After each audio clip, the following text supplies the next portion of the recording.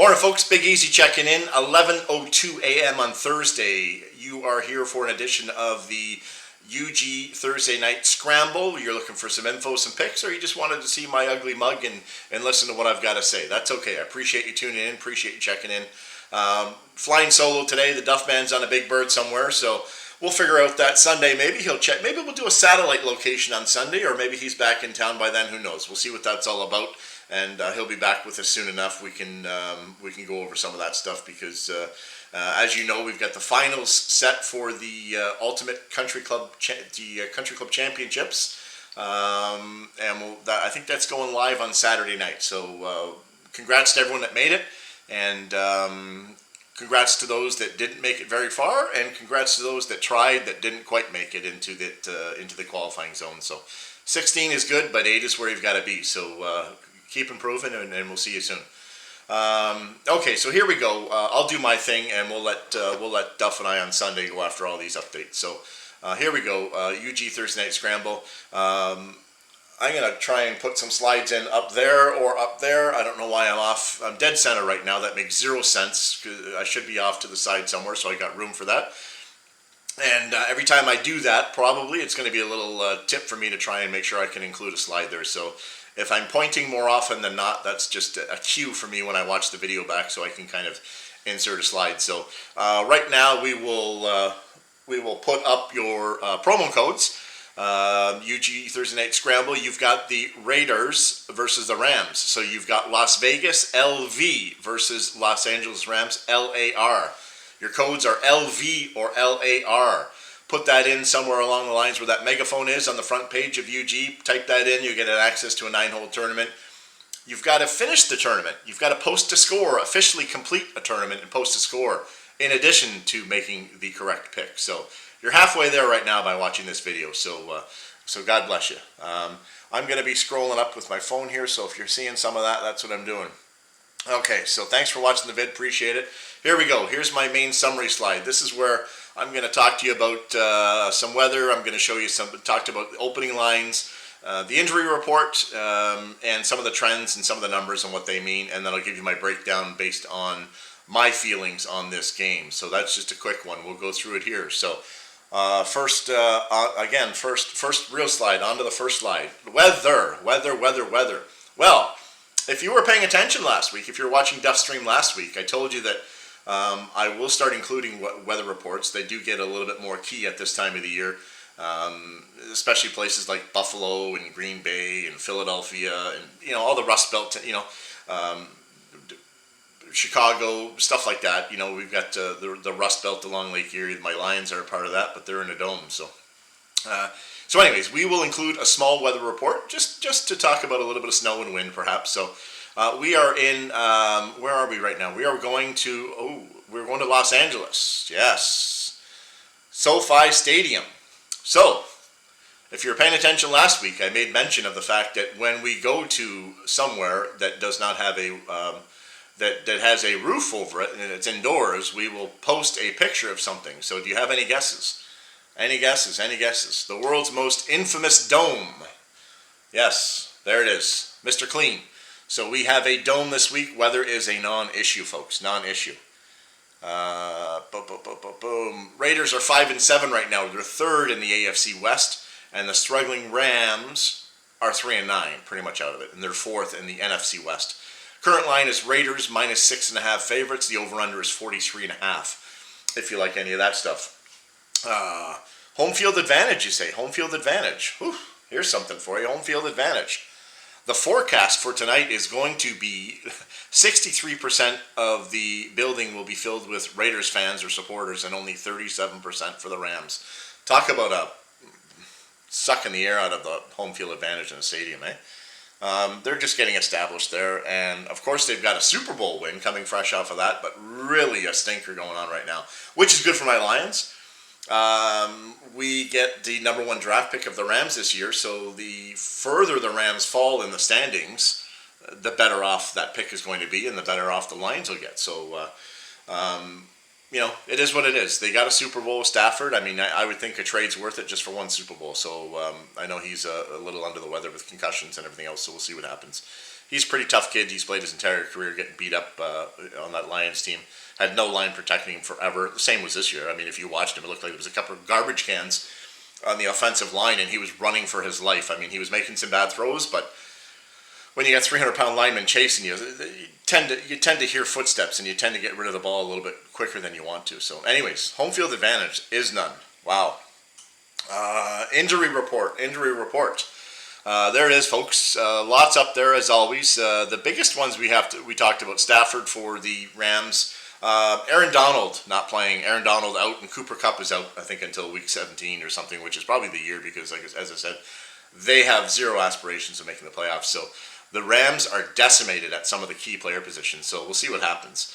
Even their backup quarterback, Wolford, last week that played well. He's a little gimpy. He's questionable, and I don't know if he plays. So you got big bad Sam Perkins backing him up, and who knows what's going on with Brady. He got flown over there pretty quick, and I know he's going through some rundown stuff. Probably too much to expect for him to start tonight. We'll see what happens. Maybe he gets called into the second half. I don't really see the Rams being in this too much. It could be low scoring, which would mean that they might be in it based on that, but I don't think that their play keeps them close. So we'll see what happens. I said Brady, Baker. If Baker Mayfield actually gets a start tonight, I doubt it gets a start, but maybe he'll see some action. Who knows? Pretty tough for a kid that just got traded on Tuesday, I think, whatever it was, whenever the wire opened. No one put a claim in for him, only the Rams, but it is what it is. So we'll see what happens. And not too many things going on with the Raiders. Any significant ones, anyways. I mean, you've got the guys that are listed as out, but nothing real key. And the only other one that I thought was Brandon Powell, maybe wide receiver for the Rams, is questionable. So we'll see what happens with him. I mean, they really don't have any bodies to go after. So okay, so here's some. This is some stuff here. I got some nuggets, but I'm just going to zip through and read them. Here's some trends and some stats and some numbers. Probably helps you with fantasy, helps you with some prop bets if you're into any of that stuff, and might help you with a feel for the game depending on what I give you here and how it goes. So Derek Carr has thrown for 2 or more passing touchdowns in 9 of 12 games this season. Over his last 5 games, Carr has been averaging 2.2 touchdown passes per game. Tonight he gets the Rams, who have the 10th worst pass defense in the entire league. However, there's only 4 QBs that have hit the number against the Rams, so we'll see what happens with that. I got a little Java Joe here. Sorry, I've got to my double espresso. I'm going to wet the whistle a little bit. Cam Akers, running back for the Rams, he's seen a bit of an uptick with his workload, obviously, with the quarterback situation. So he's had a little bit more, some more carries in the last few games. He's seen 14-plus rush attempts in the last 2 of 3 games. He now has hit his longest rush prop in 3 straight games. Can he keep that going? Devontae Adams, beast. He went over reception yards in 8 of 12 games this season. That includes 7 where he's hit 100 yards. He's seeing 11.3 targets a game. That's ridiculous. And he's logging 98 yards per game. While he was on the Packers last season, he was only able to put up he put up 104 yards against the Rams. So we'll see what happens. I mean, he got 2 touches last week, if you saw that. I mean, he's just a beast. But who's throwing him the ball? Derek Carr. We'll see. I like Derek here. I like Mascara in this spot, but we'll see what happens. Daniel Carlson. No, we don't want to do the kicking. No, we don't want to do that one. Yeah. Okay. So that's what there's some trends there. There's some stats there. There's some stuff that you can look at. Not interested in kicking props, to be honest with you. The only thing I would do would be, if you were in an outdoor game and you had some overs and you had a Justin Tucker, if you had some big legs, that's what I'm interested in. Nothing with a dome, otherwise you're not going to get any real value out of this. And I have zero clue if the Rams are going to be able to even move the ball. I'm sure they'll be in field goal position a lot more than they'll be in touchdown position. But I'm not putting money that way. So we'll go here again. On to the Big Eassy's breakdown. Breakdown by the numbers. Quarterback position, Derek Carr versus Perkins, or maybe Baker Mayfield. As I said, I don't know. We're going to give the edge there probably to, as I talked about always, what have you done for me lately? Baker was pretty decent coming out of college, but things have gone sideways for him and not really worked out. So sometimes it's just a change of play, a change of atmosphere, change of address. We'll see what happens. Derek Carr, when he's on, he is on. And the Raiders are trending in the right direction right now. I picked them straight up last week. Boom, love that. I think in my pool I was only one of 2 guys that picked them, to be honest with you. Whatever. They're just on fire right now. They are trending in a good direction, which they have to. I mean, they're not really in the picture right now, but they're still going to be in the hunt, is the term they use. Running back, Josh Jacobs versus Cam Akers. If you know anything about that, Jacobs is an absolute beast as well. I'd be looking at props for him. Probably tie that in with reception yards. He's pretty decent out of the backfield. Catching that ball, so somewhere probably around 28.5 might be the number. I have to take a look at that. I've already got a few plays in for tonight, but and he's going to get the nod for sure. Even though the quarterback is going to be struggling, I bet you they have to run the ball a lot. But you know what? If they stack the box, like I always say, if they stack the box and force you to throw, you're going to have to throw eventually. Otherwise, you're just going to get annihilated, and they'll just be hitting the brick wall. You've got that Crosby kid. Oh my goodness, he is that guy's got a motor on the Raiders. You watch him tonight, Max Crosby. That guy runs on 2 speeds, like on high and on lunatic mode. He gets after it in a hurry. Old school, like he's a throwback. He's like my boy Chris Spielman, my favorite player of all time. Number 54 for the Lions, Chris Spielman. This guy looks like he's been in a battle when he comes off the field. He'll have eye black everywhere. He might have a little bit of blood on his face. He's a lunatic. He's an absolute lunatic, and he gets after it. So he'll get to the quarterback, and he will make a few TFLs, tackle for loss, if we need to know that. Okay, on to receiver. What did I say? Receiver. I'm off topic here. Receivers, Devontae Adams versus Atwell and Taylor Higbee, maybe, tight end for the Rams. I've always talked about tight ends being a safety blanket for the quarterbacks.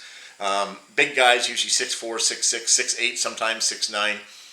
Semi-athletic. They probably played basketball in college and weren't that great at basketball, so converted over to football.